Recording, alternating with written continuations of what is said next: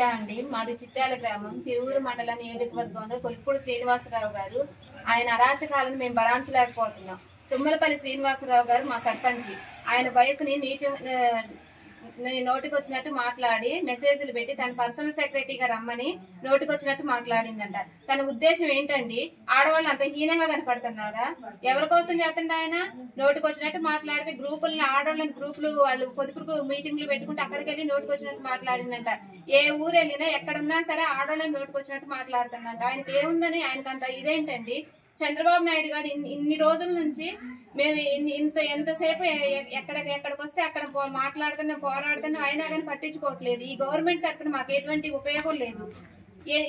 ఇప్పుడు శ్రీనివాసరావు గారు సర్పంచ్ నోటికి వచ్చినట్టు మాట్లాడటం ఏంటండి? 10 సంవత్సరాల నుంచి మా సర్పంచ్ గారు మాకు ఏది వైసీపీ నాయకత్వంలో కూడా మమ్మల్ని కంటికి రెప్పలాగా చూసుకున్నారు. మాకు ఏ అవసరమైనా సరే, ఎన్ని ఇబ్బందులు వచ్చినా సరే, మాకు మా రోడ్లను కానీ ఏదైనా సరే ఆయన అన్ని దగ్గరుండి చేపించారు.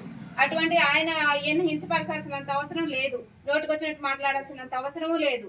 కొలుకుపూడి శ్రీనివాసరావు గారిని తీసేయాల్సిందే. ఆయన మాకు అవసరం లేదు. ఎమ్మెల్యేగా మాకు వద్దు. తిరువూరు నియోజకవర్గానికే వద్దండి. ఇక్కడే కాదు, ఏ గ్రామానికి వెళ్ళైనా మీరు అడగండి, అదే మాట చెబుతారు. తీసుకొచ్చి ఎమ్మెల్యేగా నిలబెట్టారంటే మేము ఆయన కోసం ఎంతో పోరాడి ఎంతో మంచి అభివృద్ధి చేస్తాడని మేము రయ్యం బొగులు కష్టపడి తిరిగాము ఆయన అమ్మడబడి. కానీ లాస్ట్ మాకు చెప్పు చూపించాడు. చూడండి ఎలా చేశాడు.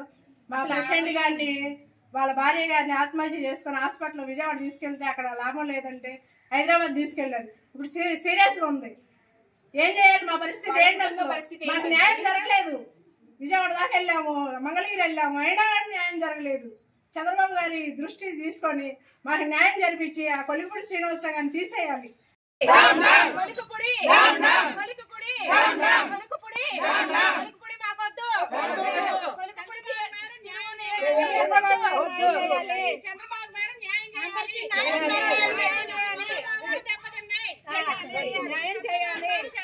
చేయాలి.